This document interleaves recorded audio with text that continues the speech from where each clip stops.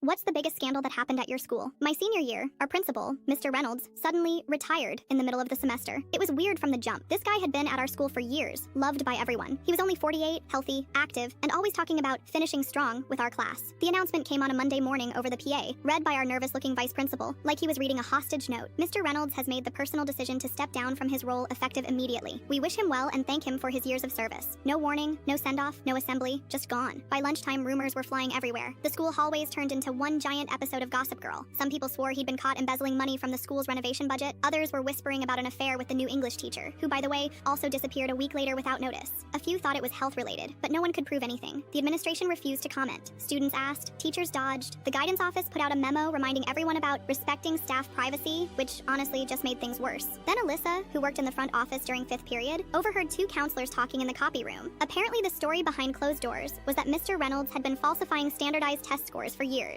The theory was that he'd boosted numbers to inflate our school's ranking and secure more state funding and grants. That rumor blew up fast. People started digging. Test scores from the last few years suddenly looked suspicious. Some students had gotten absurdly high scores compared to their classroom performance. Teachers were being called in for private meetings. College counselors got flooded with calls from universities asking for clarification. At least 3 students had their admissions held up while investigations played out. Then the local paper got involved. Front page, principal resigns amid test tampering allegations. That headline hit like a truck. Our school's reputation tanked overnight. Students were humiliated. Our ranking dropped. Community meetings were packed. Parents were furious. Some teachers went on leave. The whole place felt like it was falling apart. But here's where it gets wild. 3 months later, my mom came home from her job at the district office, pale and rattled. She sat at the kitchen table, looked at me, and said, "Reynolds didn't do it." She told me the actual truth. Mr. Reynolds wasn't the one falsifying test scores. It was the superintendent. Reynolds had discovered what was going on. Multiple schools in the district had been quietly inflating results to chase state funding benchmarks. When he confronted the superintendent and threatened to expose him, the guy panicked. He was running for state office at the time and couldn't afford a scandal. So he flipped the whole thing, set Reynolds up, faked documents, leaked info to the right people, and made it look like he was the problem. The administration was fed the same lies. The paper ran with it. By the time anyone even began questioning it, the damage was already done. Mr. Reynolds moved across the country, packed up and left. His reputation burned. Schools didn't want him. Parents thought he was a fraud, and he didn't say a word in his defense. The superintendent, by the way, quietly resigned the next year for health reasons. No charges, no accountability. The whole thing just faded. Our school never recovered from it. Enrollment dropped, teachers left, seniors lost out on scholarships. We got labeled as a problem district. The whole vibe changed, like everyone just got tired overnight.